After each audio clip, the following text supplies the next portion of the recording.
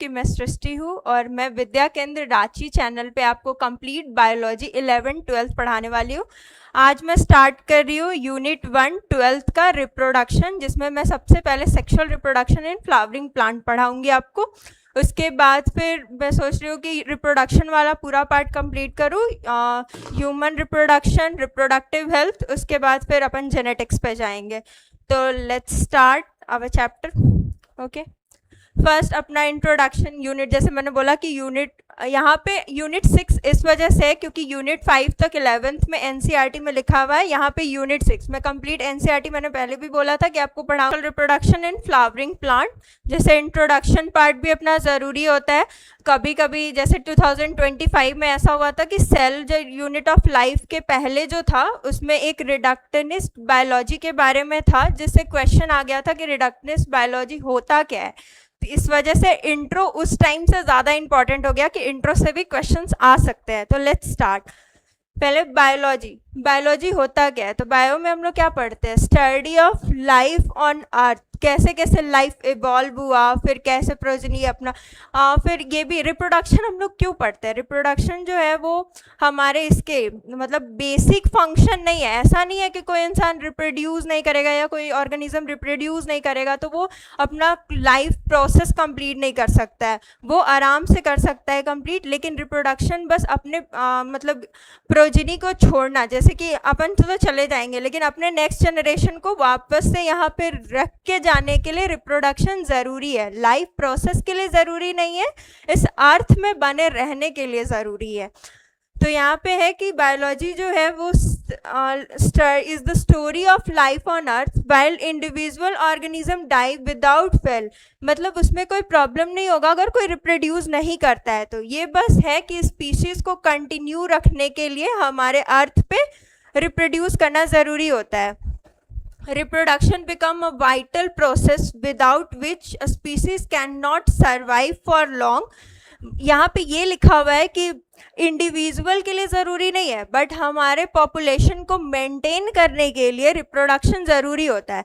अब रिप्रोडक्शन जो है वो दो तरीके से अपन कर सकते हैं, एसेक्सुअली और सेक्सुअली। एसेक्सुअली ह्यूमन में नहीं पॉसिबल है, वो तो हाइड्रा वगैरह कर सकते हैं। तो यहाँ पे वही लिखा हुआ है कि each individual leave its progeny by asexual or sexual mean. Sexual mode of reproduction enable creation of new variation so that survival advantage is enhanced। देखिए, सेल जिसने 11th पढ़ रखा होगा और सेल डिवीज़न पढ़ा होगा तो वहाँ पे हमारा मियोसिस में मियोसिस 1 मियोसिस 2 होता है, और मियोसिस 1 में प्रोफेज 1 होता है जिसमें LZP डाई leptotene, zygotene, pachytene, diakinesis, diplotene वगैरह आता है। तो पैगिटीन में जो होता है वो रिकॉम्बिनेशन होता है। रिकॉम्बिनेशन से क्या होता है कि न्यू हमारे अंदर कैरेक्टर्स आते हैं। जैसे अपन जो है मतलब ऐसे एनिमल्स, जैसे एनिमल्स जो है वो हूबहू अपने पेरेंट्स की तरह नहीं दिखते हैं, लेकिन प्लांट्स जो है वो हूबहू अपने पेरेंट्स की तरह दिखते हैं, क्योंकि उसमें जो है वो पैगिटीन वाला रिकॉम्बिनेशन नहीं होता, हम में रिकॉम्बिनेशन होता है। इस वजह से हम अलग अलग दिखते हैं। तो रिकॉम्बिनेशन क्यों ज़रूरी है? क्योंकि हमारा जो इन्वायरमेंट है वो कंटिन्यूअस चेंज हो रहा है, तो कुछ रिकॉम्बिनेशन की वजह से कुछ नए वेरिएशंस आते हैं हमारे अंदर, जिसकी वजह से हम जो है इस अर्थ पे मतलब सरवाइव कर पा रहे हैं। और जो नहीं सरवाइव करते हैं वो तो फिर डाई हो जाते हैं। जैसे अपन ये पढ़ेंगे, इवोल्यूशन पढ़ेंगे, उसमें डार्विन बोलते हैं कि सर्वाइवल फॉर द फिटेस्ट, जो सबसे ज़्यादा फिट है वही इस मतलब सृष्टि में, अपना नाम यूज़ करूँगी सृष्टि में रह सकते हैं, बाकी जो नहीं है जिनके अंदर पोटेंशियल वो तो भाई डाई होंगे, मरेंगे। अब आता है the unit explain that detailed reproductive in flowering plant and human as easy to relate representative examples। सबसे पहले हम लोग फ्लावरिंग प्लांट्स में रिप्रोडक्शन कैसे होता है वो पढ़ेंगे, उसके बाद ह्यूमंस में कैसे होता है वो पढ़ेंगे। फिर आता है a related perspective on human reproductive health and how reproductive ill health can be avoided is also represented to complete our understanding of biology of reproduction. Reproduction में सिर्फ रिप्रोड्यूस करना ही ज़रूरी नहीं होता, जैसे ह्यूमंस में बहुत सारे बीमारी भी हैं जो कि सेक्सुअली ट्रांसमिट हो रहे हैं, फिर बेबी होता है तो उसके बाद फिर बेबी का ध्यान रखना, फिर मदर को कैसे पोस्ट डिलीवरी ध्यान रखना चाहिए, वो सब हम लोगों को पढ़ना है ताकि अवेयरनेस आए। पढ़ाई क्यों करते हैं? अवेयरनेस लाने के लिए ही ना। तो अब चैप्टर स्टार्ट होगा फाइनली। ये तो इंट्रो चल रहा था अपना। पहले ह्यूमन बीइंग, देखो फ्लावर्स का इस्तेमाल हम लोग बहुत चीज़ों में करते हैं, जैसे कि किसी को लव मतलब लव शो करने के लिए, किसी से अफेक्शन शो करने के लिए, या फिर दुख व्यक्त करने के लिए, या फिर ये होता है कि किसी को सॉरी बोलना होता है तो भी अपन किस चीज़ का इस्तेमाल करते हैं? फूल का इस्तेमाल करते हैं। तो लेकिन ये फूल जो है सिर्फ हमारे यूज़ के लिए नहीं बनाया गया है, इसको किसी और चीज़ के लिए भी बनाया गया है, वो मैं चैप्टर में आपको बताऊँगी। यहाँ पे लिखा है human being has an intimate relationship with flower since time immemorial. Flower are object of, जैसे मैंने बोला, एस्थेटिक। आजकल तो भाई मतलब कुछ ज़्यादा ही फ्लावर का डेकोरेशन हो रहा है, जैसे किसी का एंगेजमेंट हो गया या फिर किसी का शादी हो गया तो फ्लावर तो एस्थेटिक के लिए भी यूज़ करते हैं। ऑर्नामेंट्स, भाई शादियों में लड़कियां हल्दी में पूरा पहनी रहती हैं, भाई फ्लावर ही पहनते हैं वो लोग। फिर सोशल, रिलीजियस, पूजा में हेल्प करते हैं। And the cultural value, they all have always been used as a symbol of conveying, जैसे मैंने बोला, human feelings such as the love, affection, happiness, grief, मतलब कि माफ़ी किसी से मांगना है, mourning मतलब कि किसी का डेथ हो गया वगैरह, तो उसमें भी अपन इसका इस्तेमाल करते हैं। अब आता है, ये बहुत ज़्यादा इम्पोर्टेंट है, सॉरी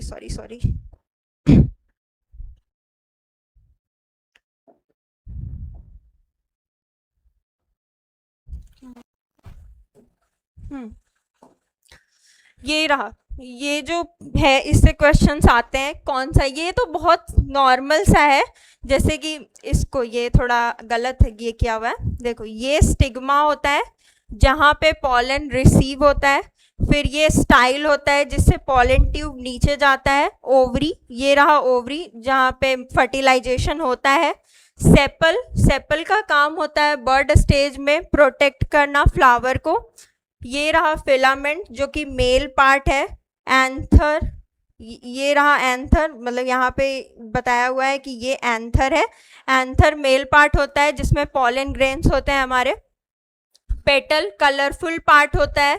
अब इसको जो है वो कैलिक्स, सेपल को हम लोग कैलिक्स बोलते हैं और पेटल को हम लोग कोरोला बोलते हैं। तो बहुत लोगों को इसमें कंफ्यूजन होता है कौन सेपल होता है कौन पेटल होता है।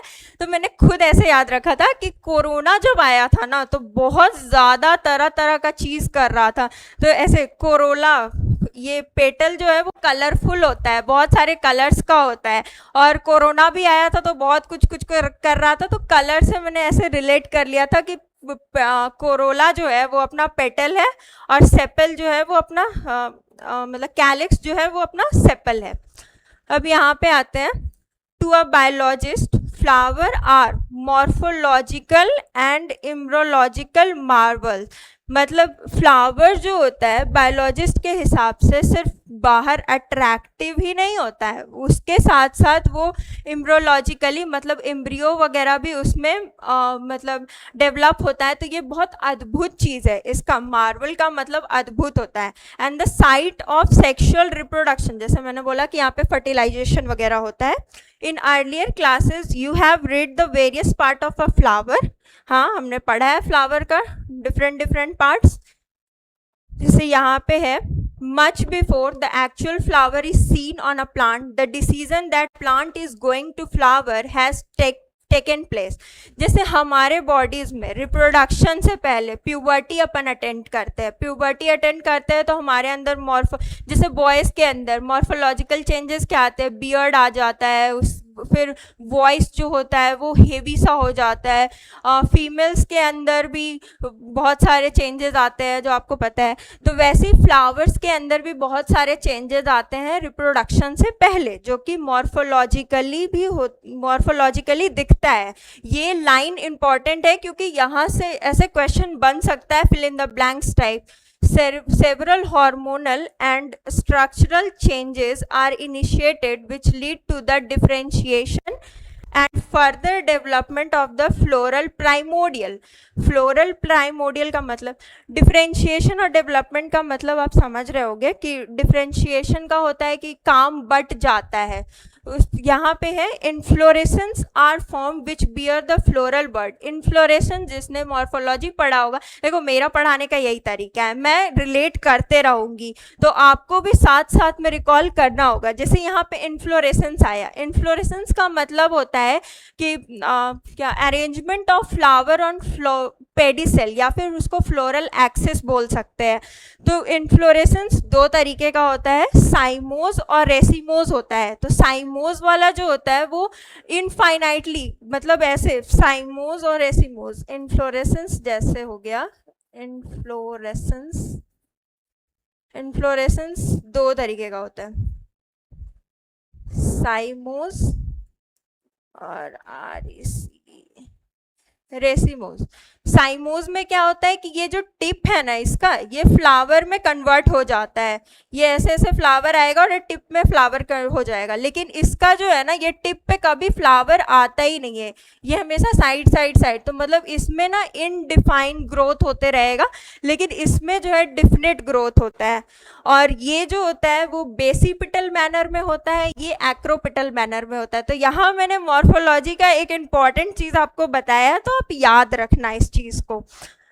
यहाँ पे वही लिखा, एंड फ्लोरेसेंस बनता है, उस पर फ्लोरल बर्ड्स पहले आते हैं, उसके बाद फ्लावर आता है। In the flower the male and the female reproductive structure, the androecium and the gynoecium, androecium male part को कहते हैं, गाइनोसियम फीमेल पार्ट को कहते हैं, डिफ्रेंशिएट करता है, डेवलप करता है। एंड्रोसियम में स्टेमेंस आ जाएगा, गाइनोसियम में पिस्टल वगैरह आ जाता है। अब पहले हम लोग मेल पार्ट स्टार्ट करेंगे। यहाँ पे जो फिगर है 1.2 वाला, उसको एक्सप्लेन किया गया है।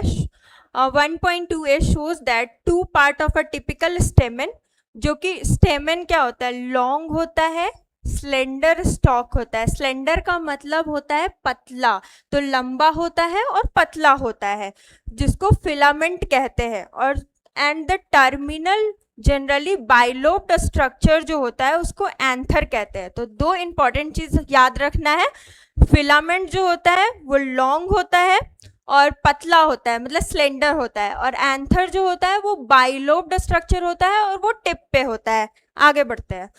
The proximal end of the filament is attached to the thalamus or the petal of the flower. अब कैसे याद रखेंगे कि मतलब प्रॉक्सिमल पार्ट था या एंटीरियर पार्ट था, तो थैलेमस के जो पास वाला पार्ट है उसको प्रॉक्सिमल कहते हैं। तो proximal end of the filament is attached, मतलब फिलामेंट का जो ये प्रॉक्सिमल नीचे वाला जो पार्ट है वो कहाँ किससे अटैच होता है, तो थैलेमस से अटैच होता है।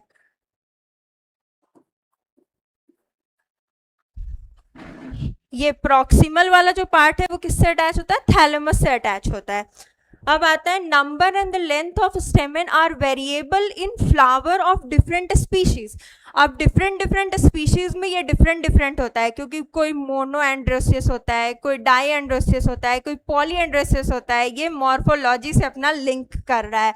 तो जिन लोगों को याद आ रहा है वो तो ठीक है, और जिनको नहीं आ रहा है वो वेट करे, मेरे उस पार्ट का मैं बताऊंगी आपको वहाँ पे। अब आते हैं यहाँ पे, अ टिपिकल एंजियोस्पर्म एंथर, जैसे मैंने अभी बोला कि एंथर जो होता है वो बाइलोब्ड होता है, with each lobe having two theca, दो थिका होता है, जिसको क्या कहते हैं, डाइथिकस बोलते हैं। जैसे ट्रांसवर्स व्यू, यहाँ पे आगे पढ़ते पहले, often a longitudinal groove run lengthwise separating the theca. देखो लॉन्गिट्यूडनल और ट्रांसवर्स में बहुत दिक्कत होता है। जैसे मेरे को बीच में से अगर काटा जाता है तो वो लॉन्गिट्यूडनल होता है, लेकिन अगर गर्दन से उड़ाया जाएगा तो वो होगा, क्या उसको कहते हैं, ट्रांसवर्स सेक्शन होगा। ऐसे ट्रांसवर्स होता है, ऐसे लॉन्गिट्यूडनल होता है।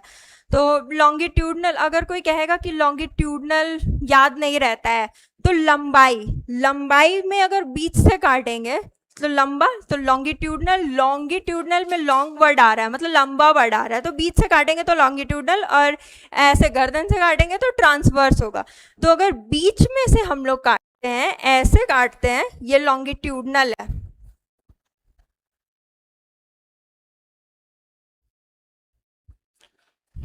ये लॉन्गिट्यूडनल है।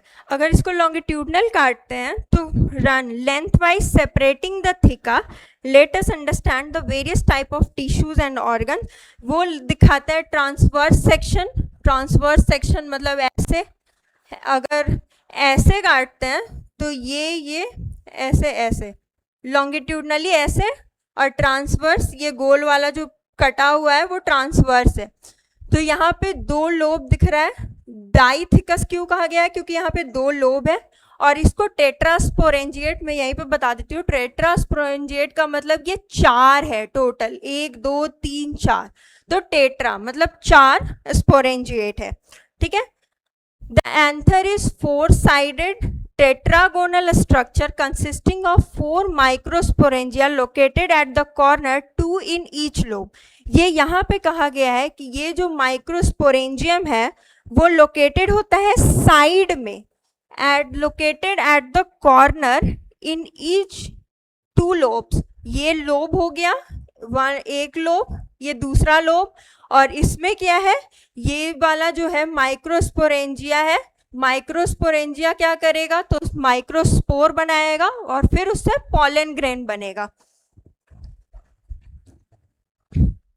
The microsporangia develop further and become pollen sac, pollen sac जिसमें पॉलन ग्रेन्स होता है। They extend longitudinally although the length of an anther and packed with the pollen grain। मैं कब से चिल्ला रही हूँ कि माइक्रोस्पोरेंजिया है, उसमें pollen grains है, वो उससे pollen निकलेगा। स्ट्रक्चर अब देखते हैं माइक्रोस्पोरेंजिया का स्ट्रक्चर होता कैसा है। ट्रांसवर्स सेक्शन मैंने बताया कि ऐसे कट करेंगे तो ट्रांसवर्स, ऐसे करेंगे तो लॉन्गिट्यूडनल। तो ट्रांसवर्स सेक्शन ऐसे कट होगा। A typical microsporangia upper near circular in outline। एक फिगर है NCERT में, आगे इसके बाद है वो मैं बताऊंगी। उसमें एक सर्कुलर बीच का जो पार्ट होता है उसको कहते हैं माइक्रोस्पोरेंजिया। टिपिकल माइक्रोस्पोरेंजिया कहाँ होता है? Near circular in outline. It is generally surrounded by 4 walls. 4 wall होता है। 4 वॉल क्यों होता है? तो प्रोटेक्शन के लिए होता है। जैसे हर एक चीज को प्रोटेक्शन चाहिए, कोई भी आ गया ऐसे ही, मान लो कि बार्क वगैरह होता है ट्री का, या फिर हमारे बॉडी में ये स्किन दिया हुआ है तो ये प्रोटेक्शन के लिए दिया हुआ है। तो वैसे ही यहाँ पे माइक्रोस्पोरेंजिया को भी, भाई वो नेक्स्ट जनरेशन को बना रहा है तो उसको ज़्यादा प्रोटेक्शन का ज़रूरत है। कोई भी आके कुछ भी कर दे ऐसा नहीं। तो उसमें कितना 4 लेयर दिया हुआ है। कौन कौन सा है? Epidermis, endodermis, middle layer and tapetum. बाहर वाला जो 3 लेयर है, यहाँ पे लिखा है कि बाहर वाला जो 3 लेयर है वो क्या करता है? Function of protection and help in the dehiscence. तो अगर आपसे पूछा जाएगा कि ये जो 4 लेयर है ये क्यों दिया गया है, तो प्रोटेक्शन के लिए दिया हुआ है। और प्रोटेक्शन के साथ साथ एक और क्या काम करता है, तो डेहिसेंस का, मतलब उसको फूटने में हेल्प करेगा। पॉलन निकलेगा नहीं तो स्टिग्मा पे जाएगा नहीं, तो उसका निकलना ज़रूरी है। डेहिसेंस में हेल्प करेगा। टू रिलीज क्यों करता है? तो पॉलन को रिलीज करने के लिए। Inner most wall layer is the tapetum. जैसे हमारे बॉडी में नरिशमेंट, जैसे हमारे बॉडी में नहीं, मतलब मेल्स के बॉडी में जो स्पर्म होता है उसको नरिशमेंट कौन? सर्टोली सेल प्रोवाइड करता है। तो इसको नरिशमेंट कौन? Sertoli cell. थोड़ा दिमाग में रखना, नेक्स्ट चैप्टर में आएगा ये। तो इसको ये नरिशमेंट कौन प्रोवाइड कर रहा है? टैपेटम प्रोवाइड कर रहा है। इट नरिश द, देखो, it nourish the developing pollen grains. Cell of the tapetum possess dense cytoplasm and generally have more than 1 nucleus। tapetum क्या है? dense cytoplasm, मतलब गाढ़ा उसका साइटोप्लाज्म है और एक से ज्यादा न्यूक्लियस है। ये क्वेश्चन आता है कि टैपेटम जो है यूनी न्यूक्लिएटेड होता है या मल्टी न्यूक्लिएटेड होता है या फिर पॉलीन्यूक्लिएटेड, ऐसे समथिंग आएगा। Which of the following is correct about tapetum? Tapetum is uninucleated, tapetum is bi multinucleated, या फिर ऑल ऑफ दीज, या फिर नन ऑफ दीज। तो आपको करना है मल्टी न्यूक्लिएटेड होता है। अब यहाँ पे एक क्वेश्चन है, can you think of how tapetum cell could become a binucleated? कोई भी चीज बाई न्यूक्लिएटेड कब बनता है? जब कैरियोकाइनेसिस जो होता है वो नॉट फॉलोड बाय साइटोकाइनेसिस। मतलब कैरियोकाइनेसिस तो हो गया, न्यूक्लियस डिवाइड कर गया, लेकिन साइटोकाइनेसिस उसमें नहीं हुआ, साइटोप्लाज्म डिवाइड नहीं किया, तो एक ही साइटोप्लाज्म में दो न्यूक्लियस आ जाता है। इसीलिए यहाँ पे बोला गया है कि मोर देन वन न्यूक्लियस इसमें होता है। When the anther is young, a group of compactly arranged homogeneous tissue called the sporogenous tissues। ये line NCERT line by line जब मैं क्वेश्चंस कराऊंगी तो ये लाइन एज इट इज उठ के आ जाएगा आपके सामने कि a group of compactly arrange homogenous cell को क्या बोलते हैं? तो उसको क्या बोलते हैं? स्पोरोजिनस टिश्यू कहते हैं, जो कि कहाँ होता है? मिडिल में होता है। Occupy the centre of each microsporangium. Microsporangium ये रहा, उसके बीच वाला जो पार्ट है उसको कौन कवर कर रहा है? यहाँ पे ये भी हो सकता है मैच द कॉलम बोल रही हूँ मैं, वो करेक्ट इनकरेक्ट में यहाँ पे हेट्रोजिनस दे देगा तो वो गलत हो जाएगा। यहाँ पे क्या है? होमोजिनस होना चाहिए। Homogenous cell called the sporogenous tissue, जो कि क्या कहाँ पे उसका माइक्रोस्पोरेंजियम में उसको जगह दिया गया है? तो सेंटर में जगह दिया गया है उसको। अब आता है माइक्रोस्पोरेंजियम का structure. As the anther develop the cell of sporogenous tissue undergo mutation to form microspore tetrad. अब ये मैं आपको समझाती हूँ। देखो, सेल डिवीजन दो तरीके से होता है, माइटोसिस से, मियोसिस से। यहाँ पे मैं लिख के बता देती हूँ। सेल डिवीजन जो है वो दो तरीके से होता है, मियोसिस और माइटोसिस। मियोसिस जो होता है वो रिडक्शनल डिवीजन होता है, रिडक्शनल डिवीजन। और माइटोसिस जो होता है वो इक्वेशनल डिवीजन होता है, इक्वेशनल डिवीजन। अब ये है क्या बताती हूँ मैं। रिडक्शनल डिवीजन का मतलब होता है कि अगर क्रोमोसोम नंबर n है, क्रोमोसोम नंबर अगर n है, सॉरी क्रोमोसोम नंबर अगर 2n है, तो ये मियोसिस से जो सेल बनेगा उसका क्रोमोसोम नंबर कितना हो जाएगा? उसका n डाउटर में हो जाएगा, n और n हो जाएगा। लेकिन इसमें माइटोसिस में क्या होता है? माइटोसिस में अगर 2n क्रोमोसोम नंबर पेरेंट्स में है तो उसके डॉटर में भी कितना आएगा? 2n। तो इसीलिए इसको क्या बोलते हैं? इक्वेशनल डिवीजन बोलते हैं, इसको रिडक्शनल डिवीजन बोलते हैं। तो यहाँ पे क्या हो रहा है कि 2n था लेकिन उससे n हो जाएगा। और मियोसिस जो होता है वो दो स्टेज में होता है, मियोसिस 1, मियोसिस 2। मियोसिस 1 जो होता है उसमें तो इक्वेशनल डिवीजन, वो सॉरी वो तो रिडक्शनल डिवीजन है, लेकिन माइटोसिस मियोसिस 2 जो होता है वो सिमिलर होता है माइटोसिस के, उसमें इक्वेशनल डिवीजन। अगर दो पेरेंट्स हैं तो उससे 4 बन जाता है। तो यहाँ पे अगर 2n है तो 2n से यहाँ पे कितना? 4 बन जाएगा, n n n n 4 बन जाता है यहाँ पे 2n से। तो माइटोसिस डिवीजन में कितना? माइक्रोस्पोर टेट्राड बनेगा।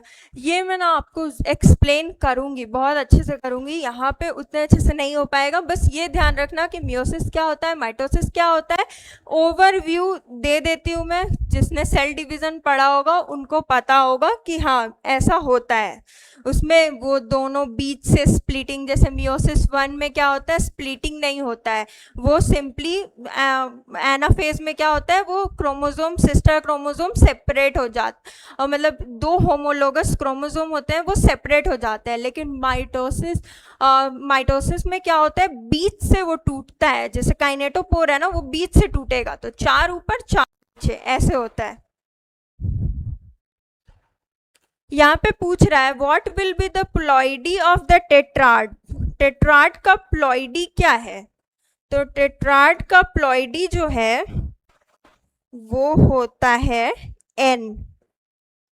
टेट्राड का प्लॉइडी कितना होता है? वो हैप्लॉइड हो जाता है। हैप्लॉइड होना जरूरी है। मियोसिस क्यों होता है? तो मियोसिस अपने क्रोमोसोम नंबर को स्टेबल रखने के लिए होता है। ऐसे तो भाई 46 जुड़ के 92 हो जाएगा, फिर वो जुड़ के और हो जाएगा, तो ऐसे तो कुछ और भी बनते जाएगा ना। तो 23 मेल से 23 आया, फीमेल से 23 आया, तो मिलके वापस से 46 बन गया। तो इसको कंजर्व करके रखना है। अब देखो आगे ट्रांसवर्स सेक्शन, जैसे मैंने बोला था कि इस तरीके से ऐसे काटते हैं ट्रांसवर्स सेक्शन में। तो बीच 4 लेयर याद है ना? याद रिकॉल करो मेरे साथ। एपिडर्मिस, एंडोथीसियम, उसके बाद मिडिल लेयर टैपेटम। अब देखो ये जो है बीच वाला, ये तो हो गया कनेक्टिव टिश्यू। सबसे आगे वाला, सबसे बाहर वाला, यहाँ पे लेबलिंग गलत है, ये वाला क्या है? इपिडर्मिस है। इपिडर्मिस कहीं का हो, हमारे बॉडी का हो, प्लांट्स का हो, या फिर स्पोरोजिनस टिश्यू का हो, इपिडर्मिस का काम प्रोटेक्शन होता है, और वो सबसे बाहर वाला पार्ट होता है। जैसे अपना एपिडर्मल स्किन है, एपिडर्मिस पे स्किन है, तो इसका काम प्रोटेक्शन का, इसका काम प्रोटेक्शन का एंडोथीसियम। उसके बाद ये बीच वाला जो है वो स्पोरोजिनस टिश्यू है, इसका काम, टैपेटम का काम नरिशमेंट प्रोवाइड करना, नरिश करता है। ये नरिश करेगा, किसको नरिश करेगा? तो पॉलन ग्रेन्स को नरिश करता है। मिडिल लेयर, ये सब जो है ये दोनों जो है वो क्या कहते हैं? सिंगल लेयर है। इसका ये सिंगल लेयर है। लेकिन मिडिल लेयर, अब बोलोगे कि मिडिल लेयर कैसे याद रखेंगे? मल्टी ये लेयर होता है, एम से मिडिल, एम से मल्टी, तो ये क्या होता है? Multi layer. देखो फिगर में भी ऐसे इस तरीके से दिया हुआ है कि ये वाला ऐसे 2-3 लेयर में, ये इसमें अच्छे से फिगर नहीं है। अपने जो एनसीईआरटी में फिगर है ना, वो बहुत अच्छे से दिख रहा है कि मिडिल लेयर जो है अपना वो मल्टी न्यूक्लिएटेड होता है, और ये जो होता है वो मल्टी न्यूक्लिएटेड नहीं, मल्टी लेयर होता है। ये क्या है? सिंगल लेयर होता है। और टैपेटम अपना नरिशमेंट प्रोवाइड करता है। इपिडर्मिस, एंडोथीसियम, ये रहा अपना इपिडर्मिस, ये रहा एंडोथीसियम, और ये ऐसे देखो यहाँ इस वाले फिगर में अच्छे से दिया हुआ है। ये क्या है? ये है मिडिल लेयर। उसके बाद फिर ये spore mother cell, microspore mother cell, और अंदर वाला जो होता है वो होता है टैपेटम। टैपेटम मतलब ये वाला लेयर, ये वाला लेयर, और ये वाला स्पोरोजिनस, मतलब माइक्रोस्पोर मदर सेल या स्पोरोजिनस टिश्यू दोनों बोल सकते हैं। तो ये ट्रांसवर्स सेक्शन रहा, ये इसी को इनलार्ज करके बताया गया है। और यहाँ से अगर डेहिसेंट, जब वो ये तीनों लेयर अगर फटेगा, ये तीनों लेयर डिसोसिएट होगा, तो ये पॉलन ग्रेन्स बाहर आ जाएगा। अब आगे बढ़ते हैं। As each of the sporogenous tissue is capable of giving rise to microspore tetrad, हमारे फीमेल्स में, जैसे इसमें हम लोग जब फीमेल पार्ट पढ़ेंगे तो उसमें सिर्फ एक न्यूक्लियस जो होता है वो 4 बनाता है, लेकिन डीजनरेट कर जाता है, सिर्फ एक आगे गेमिट्स बनाता है। लेकिन इसमें क्या होता है कि जितने भी माइक्रोस्पोर मदर सेल है वो सब के सब बना सकते हैं, मतलब गेमिट्स बना सकते हैं। तो यहाँ पे वही लिखा है कि स्पोरोजिनस टिश्यू जो होता है is capable of giving rise to a microspore tetrad, each one is a potential pollen और द माइक्रोस्पोर मदर सेल, सब बना सकता है।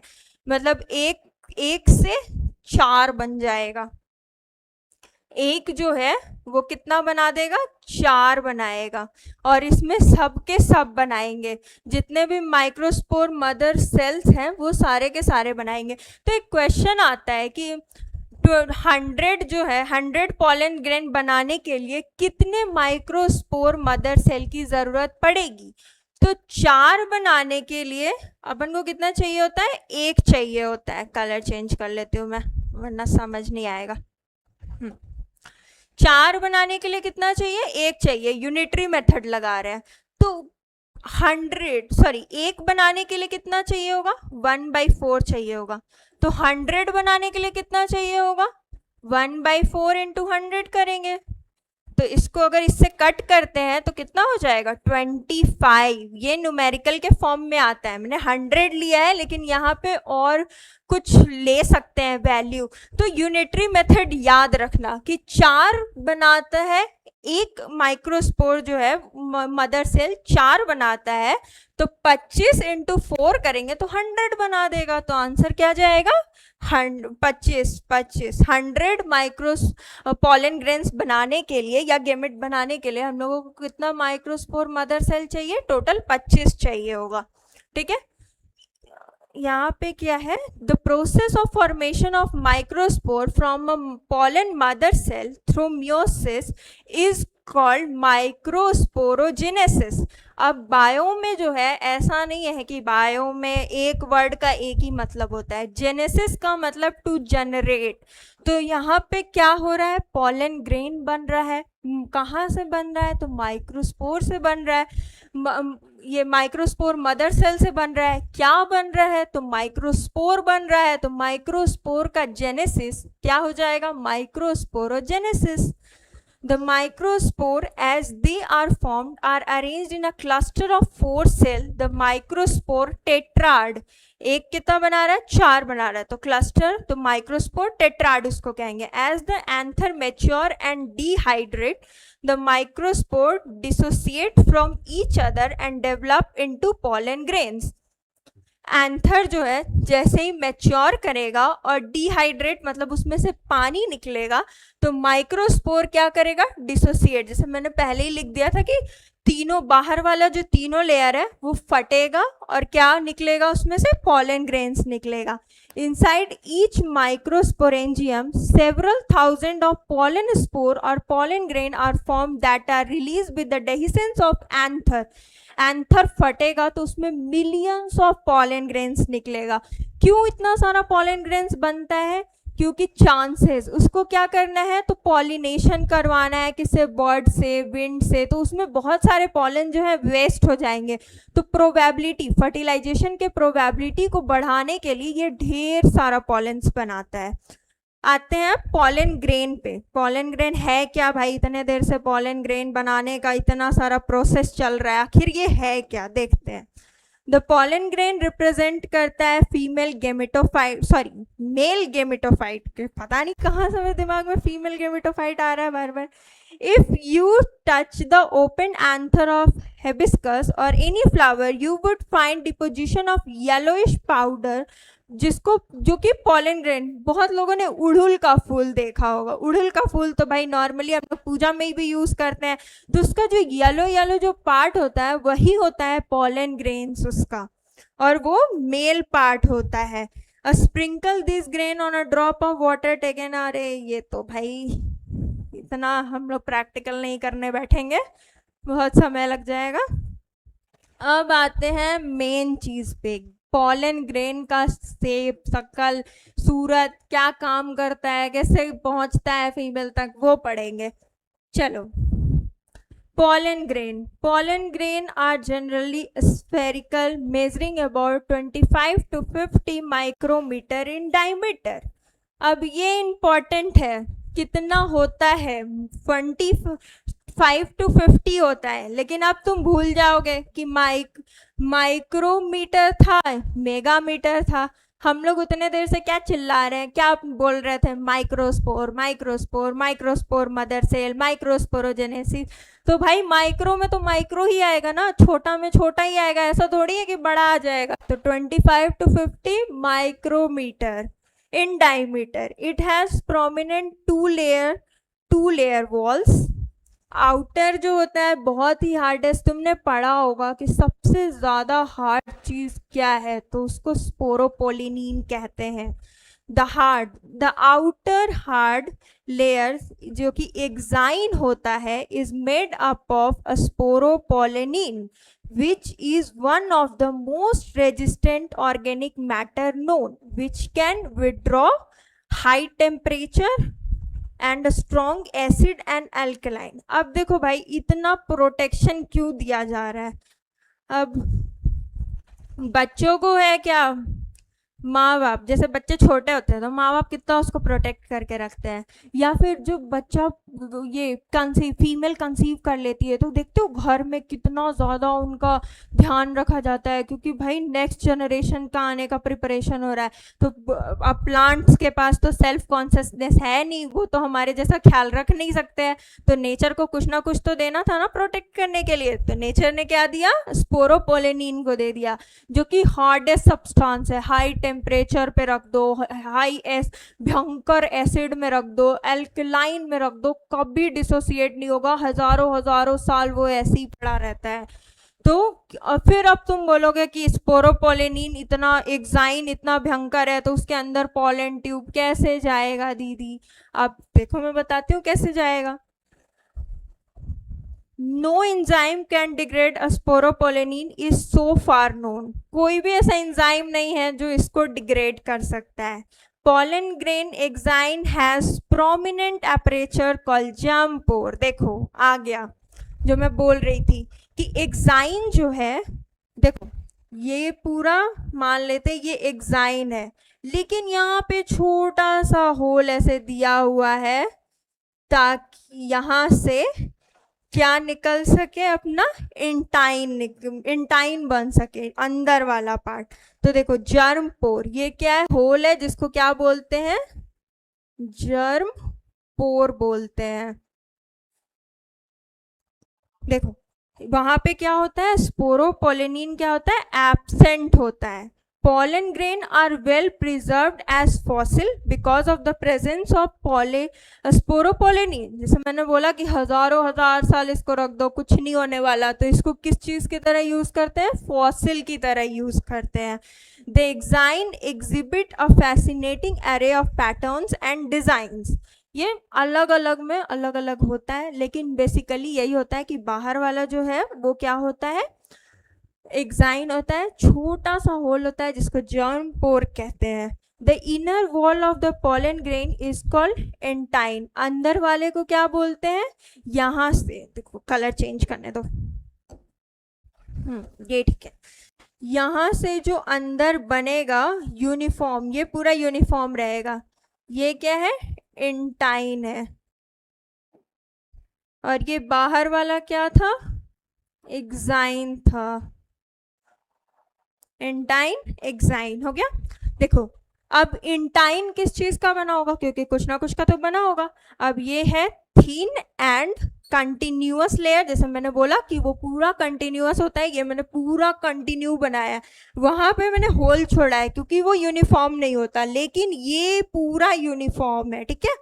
Made up of cellulose and pectin. ये क्वेश्चंस आते हैं कि एक्साइन किस चीज का बना हुआ है, तो मैं कब से चिल्ला रही हूँ, स्पोरोपोलिनिन का बना हुआ है। एंटाइन किस चीज का बना हुआ होता है, सेलुलोज का बना होता है, पेक्टिन का बना होता है। The cytoplasm of pollen grain is surrounded by plasma membrane. ये तो कॉमन सी बात है, हमारा जो बॉडी सेल है उसके बाहर सेल मेम्ब्रेन होता है, सेल मेम्ब्रेन के अंदर साइटोप्लाज्म होता है, साइटोप्लाज्म के अंदर न्यूक्लियस होता है। तो इसमें भी वही बताया गया है कि साइटोप्लाज्म जो है उसको किस चीज से सराउंड किया गया है, तो प्लाज्मा मेम्ब्रेन से सराउंड किया गया है। When the pollen grain is mature it contains 2 cell. कौन कौन सा सेल कंटेन करता है, एक वेजिटेटिव सेल कंटेन करता है, एक जनरेटिव सेल कंटेन करता है। इस स्ट्रक्चर में देखो ये जो है, ये जो स्ट्रक्चर है ये वेजिटेटिव सेल का है। इसमें क्या क्या होता है, वैक्यूल होता है, न्यूक्लियस होता है, और ये जो नीचे वाला स्ट्रक्चर है जो कि स्पिंडल शेप का है ये जनरेटिव सेल है। ये रहा वेजिटेटिव सेल, और ये आगे पढ़ेंगे, अभी देखो आगे मिलेगा। Inner wall of pollen grain जिसको क्या कहते हैं, एंटाइन कहते हैं। लगता है वही वाला वापस रिपीट हो गया है, कोई बात नहीं। वेजिटेटिव सेल क्या होता है, लार्जर, बिगर होता है। क्यों बिगर होता है भाई? क्योंकि वेजिटेटिव सेल के अंदर ही क्या आने वाला है? जनरेटिव सेल आने वाला है, तो उसमें स्पेस होना चाहिए ना, तभी तो दो रहेगा इसमें। The vegetative cell is bigger, has abundant food reserve, भाई खाने पीने का भी तो होना चाहिए, स्टोर करके वैक्यूल में रखेगा तो फूड रिजर्व भी है। और क्या होता है? Large irregular shape nucleus. ये आपको याद रखना है, सुन के बस खुश नहीं होना है। ये क्या? वेजिटेटिव सेल क्या होता है? बिगर होता है। उसके बाद उसमें क्या होता है? फूड रिजर्व्स होते हैं। और क्या होता है? लार्ज इरेगुलर शेप न्यूक्लियस होता है। The vegetative cell is a small, vegetative cell क्या होता है? स्मॉल होता है। और क्या करता है? तो फ्लोट करता है किसके साइटोप्लाज्म में? वेजिटेटिव सेल के साइटोप्लाज्म में। जनरेटिव सेल छोटा है, कहाँ रहता है? वेजिटेटिव सेल में होता है। शेप कैसा होता है इसका? तो स्पिंडल शेप होता है with dense cytoplasm and a nucleus. देखो, वेजिटेटिव सेल और जनरेटिव सेल कैसे याद रखना है? वेजिटेटिव सेल बड़ा होता है, बिगर। क्या होता है उसके पास? उसको किसी और का भी देखभाल करना है, खुद का भी देखभाल करना है, तो फूड रिजर्व भी रखेगा। उसका न्यूक्लियस कैसा होता है? लार्ज और इरेगुलर शेप का होता है। जनरेटिव सेल कैसा होता है? तो स्मॉल होता है। कहाँ पे होता है? तो फ्लोट करते रहता है। कहाँ पे? Cytoplasm of vegetative cell. और इसका जो शेप होता है वो स्पिंडल शेप का होता है, डेंस साइटोप्लाज्म और न्यूक्लियस होता है इसके पास। और सबके न्यूक्लियस में क्रोमोसोम का नंबर क्या होगा? n होगा। हैप्लॉइड है सब, क्योंकि गेमिट्स है। देखो, in over 60% of angiosperm pollen grain are shed at 2 cell stage. अब देखो, इसमें बहुत लोगों को दिक्कत होगा कि किसमें 2 सेल स्टेज होता है, किसमें 3 सेल स्टेज होता है।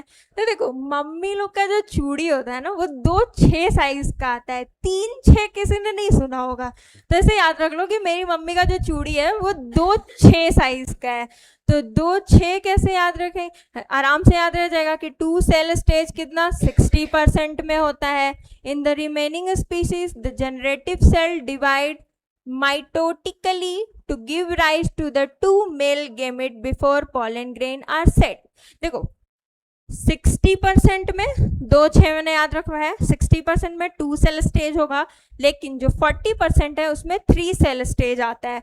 अब ये 3 सेल स्टेज कैसे आ जाता है? देखो, मैं बताती हूँ आपको। ये अपना वेजिटेटिव सेल है, ठीक है। इसमें वेजिटेटिव सेल का न्यूक्लियस है, मान लो ये वेजिटेटिव सेल का है, वेजिटेटिव सेल का ये न्यूक्लियस है, ठीक है। अब इसी में स्पिंडल शेप का है अपना जनरेटिव सेल, जनरेटिव सेल। अब इसका मन हुआ कि नहीं भाई, मैं तो डिवाइड करूंगा। अब ये कैसे डिवाइड करेगा? मियोसिस कर नहीं सकता भाई, क्योंकि ये पहले से n है, ये पहले से क्या है? n है। अब मियोसिस करेगा तो n/2 होगा, तो हाफ कोई गेमिट का नंबर होता है, नहीं होगा। तो इसको क्या करना पड़ेगा? माइटोसिस करना पड़ेगा। माइटोसिस इक्वेशनल डिवीजन है, n से n बन जाएगा। तो ये क्या हो जाएगा? यहाँ पे ये वेजिटेटिव सेल, ये जनरेटिव सेल और एक और जनरेटिव सेल, तो ये कितना हो गया? 3 सेल स्टेज हो गया, 3 सेल स्टेज हो गया।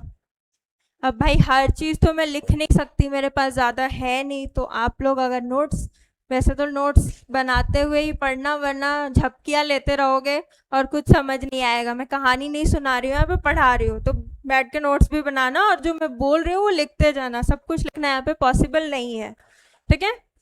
देखो, याद तो मैंने करा ही दिया।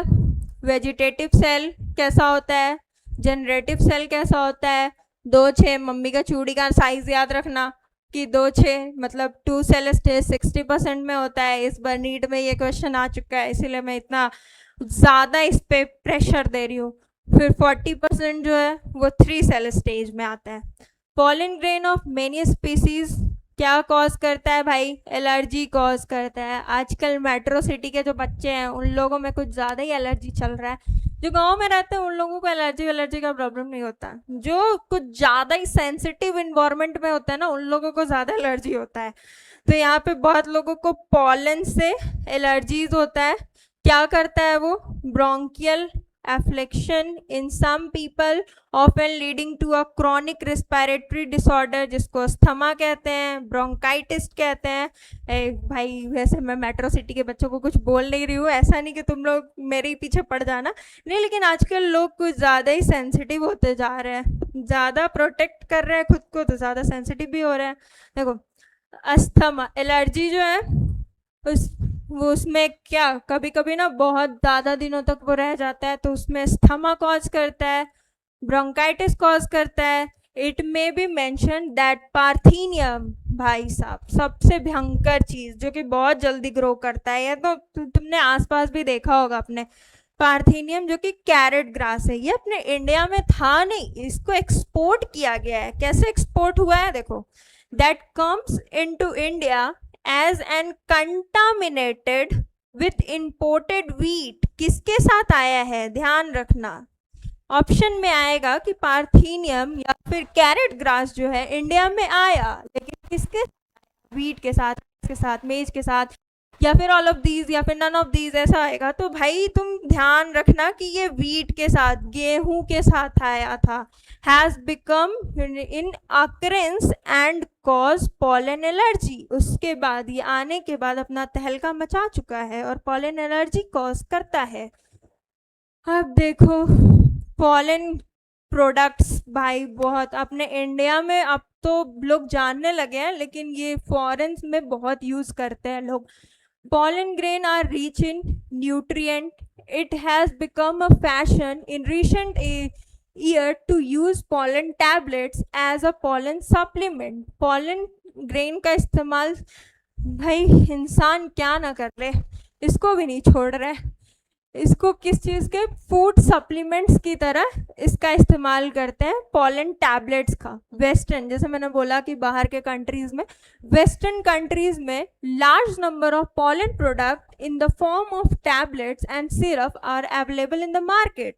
किस फॉर्म में है? तो भाई सिरप के फॉर्म में है, पॉलन टैबलेट्स के फॉर्म में है। Pollen consumption has become claimed to increase the performance of athletes and the race horses. Athletes जो दौड़ते हैं या फिर जो हॉर्स रेस करवाते हैं, वो लोग अपने हॉर्स को पॉलन टैबलेट्स देते हैं क्योंकि उससे काफ़ी एनर्जी मिलता है। ये फिगर दिया हुआ है अपने पॉलन टैबलेट का, ठीक है। When once they are set, pollen grain have to land on the stigma because before they lose viability if they have to bring about fertilization। देखो पॉलन ग्रेन तो वो पॉलन सिरप, पॉलन एलर्जीज वो सब तो humans में होता है, लेकिन पॉलन आया क्यों था भाई? उसको फर्टिलाइजेशन करना है, उसको प्लांट फीमेल प्लांट के पास जाना है, मतलब फीमेल फ्लावर के पास में जाना है, सॉरी प्लांट नहीं होता, फीमेल फ्लावर के पास जाना है, फर्टिलाइजेशन करना है, फिर नया फ्लावर बनाना है, भाई उसको बहुत कुछ करना है। तो वो इसलिए नहीं आया था कि हम लोग यूज़ कर सके उसको। तो स्टिग्मा पे लैंड करने से पहले पॉलन का वायबिलिटी ख़त्म ना हो जाए, क्योंकि पॉलन ऐसा नहीं है कि सालों साल या 1.5-2 साल तक ऐसे ही रहेगा, नहीं भाई, बहुत चीज़ों का बहुत कम वायबिलिटी होता है। तो उसको लूज करने से पहले इसको कहाँ पहुँचना है? स्टिग्मा के पास पहुँचना है। The period for which pollen grain remain viable is highly variable and to some extent depend on the prevailing temperature and humidity। किस चीज़ पे डिपेंड कर रहा है? तो ये डिपेंड करता है टेम्परेचर पे और ह्यूमिडिटी पे। ध्यान रखना, पॉलन वायबिलिटी किस चीज़ पे डिपेंड करता है? ह्यूमिडिटी पे, टेम्परेचर पे, ठीक है। कुछ चीज़ों का जो है, जैसे rice and wheat, pollen grain lose viability within 30 minutes. अब बोलोगे इसको कैसे याद रखेंगे? मैं हूं ना, मैं बताती हूँ। व्हीट और राइस, चावल और रोटी बनने में कितना समय लगता है भाई? मुश्किल से मुश्किल आधा घंटा। आधा घंटा तो मैंने ज़्यादा बोल दिया, जो मम्मी सुन रही होंगी तो डांटेंगी भी। आधा घंटा तो बस ज़्यादा बोल दिया।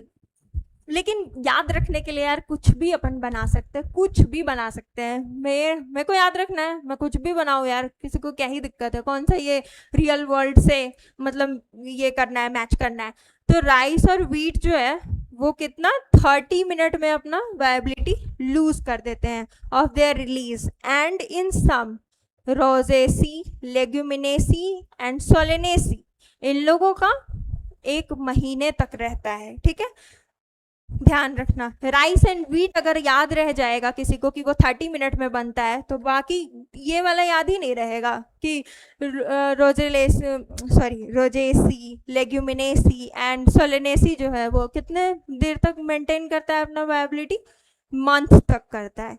You may have heard the storing semen and sperms, yes, of many animals including human for artificial insemination. अब बहुत लोग कंसीव नहीं कर पाते, तो अपने रिप्रोडक्टिव हेल्थ में एक आर्ट भी पढ़ना है। आर्ट मतलब कि कैसे अगर कोई मेल है उसका स्पर्म काउंट कम है तो आर्टिफिशियल इंसेमिनेशन, या फिर स्पर्म जो है वो ओवम को फर्टिलाइज नहीं कर पा रहा है, तो उसमें हम लोग सीमेन को लेते हैं और फिर डायरेक्ट इंजेक्ट करवाते हैं साइटोप्लाज्म में। वो सब हम लोग पढ़ेंगे। तो यहाँ पे मैं थोड़ा सा बस बता रही थी आपको कि स्पर्म और सीमेंस को प्रिजर्व किया जाता है आर्टिफिशियल इंसेमिनेशन के लिए। It is possible to store pollen grain of a large number of species for year in a liquid nitrogen, कितने -196 डिग्री सेल्सियस पे। किस चीज़ में, ये तो याद रहता है, किस चीज़ में हम लोग उसको डालेंगे, तो लिक्विड नाइट्रोजन में डालेंगे। टेम्परेचर क्या होना चाहिए, -196 डिग्री सेल्सियस होना चाहिए। सच stored pollen can be used as pollen bank similar to seed banks. seed banks होता है ना जहाँ से सीड अपन लेके आते हैं, तो वैसे ही pollen banks भी होते हैं इन क्रॉप ब्रीडिंग प्रोग्राम्स। ये मोस्टली फार्मर्स यूज करते होंगे। मेल वाला पार्ट खत्म होता है। एक दिन में मैं ज़्यादा पढ़ा दूंगी तो फिर आप याद नहीं कर पाओगे, फिर एक्सक्यूज दोगे कि नहीं आपने इतना बता दिया था तो बता दिया था। नहीं भाई, याद करो बैठ के आराम से। इतना ही, आज मेल वाला पार्ट मैंने खत्म कर दिया है। मैं एक बार ओवरव्यू दे देती हूँ कि मैंने आज क्या क्या बताया। पहले मैं स्टार्टिंग चैप्टर में आपको बता रही थी कि कैसे कैसे फ्लोरल चेंजेस होते हैं, उसके बाद फिर कैसे माइक्रोस्पोर्स बनते। मेल पार्ट में एंथर होता है, फिलामेंट होता है, फिलामेंट का प्रॉक्सिमल एंड जो होता है वो थैलेमस से जुड़ा होता है। फिर पॉलन ग्रेन के बाहर में जो 3 लेयर होता है, जैसे epidermis, endothecium, middle layer, tapetum. ये बाहर वाला जो 3 लेयर है वो प्रोटेक्शन और डेहिसेंस में हेल्प करता है। टैपेटम जो होता है नरिशमेंट में हेल्प करता है। उसके बाद ये जब डिसोसिएट होता है तो पॉलेंस निकलता है, एक माइक्रोस्पोर टेट्राड बनता है, जैसे कि एक माइक्रोस्पोर 4 गेमेट्स बनाते हैं, सब n नंबर हैप्लॉइड्स होते हैं। उसके बाद फिर पॉलन ग्रेन का शेप कैसा होता है, तो स्फेरिकल होता है, 25 to 50 माइक्रोमीटर इन डायमीटर होता है। फिर उसके अंदर वेजिटेटिव सेल होता है, जनरेटिव सेल होता है। वेजिटेटिव सेल का साइज बड़ा होता है, डेंस साइटोप्लाज्म होता है, उसके पास वैक्यूल होता है, इरेगुलर शेप न्यूक्लियस होता है। मैं रिकॉल करवा रही हूँ तो याद करते रहना मेरे साथ में, अभी मेरा शक्ल मत देखना। उसके बाद फिर जनरेटिव सेल कैसा होता है, स्पिंडल शेप का होता है, उसमें न्यूक्लियस होता है। फिर 2 सेल स्टेज, 3 सेल स्टेज, मैंने बोला था मम्मी के चूड़ी के साइज का ध्यान रखना, 2 6, तो 2 सेल स्टेज 60% में होता है। 3 सेल स्टेज कैसे बनता है, तो वेजिटेटिव सेल जो होता है माइटोसिस करके 2 सेल बना देता है, जो कि 2 जनरेटिव सेल हो जाता है, तो 3 सेल स्टेज हो गया 40%। फिर पॉलन ग्रेन के बाद पॉलन मतलब ये ग्रेन के बारे में मैंने बताया कि पॉलन टैबलेट, सिरप वगैरह लोग यूज कर रहे हैं, फिर इससे एलर्जी वगैरह भी होता है। फिर पॉलन वायबिलिटी किस चीज पर डिपेंड करता है, तो टेम्परेचर पे, ह्यूमिडिटी पे डिपेंड करता है। फिर उसके बाद फिर कितने दिन तक वायबिलिटी किसका होता है, तो व्हीट और राइस जल्दी खाना बन जाता है तो 30 मिनट होता है। फिर रोजेसी, सोलेनेसी, लेग्यूमिनेसी का मंथ तक होता है। तो बस यहाँ तक मैंने रिकॉल करवा दिया है, तो अब यहाँ एंड करते हैं क्लास को। फिर नेक्स्ट क्लास अपना फीमेल पार्ट रहेगा। Thank you so much. और जो जो मैंने पूछा है अगर हो सके तो आप कमेंट में उसके आंसर दे देना, मैं देख लूँगी आपके आंसर्स को। Thank you.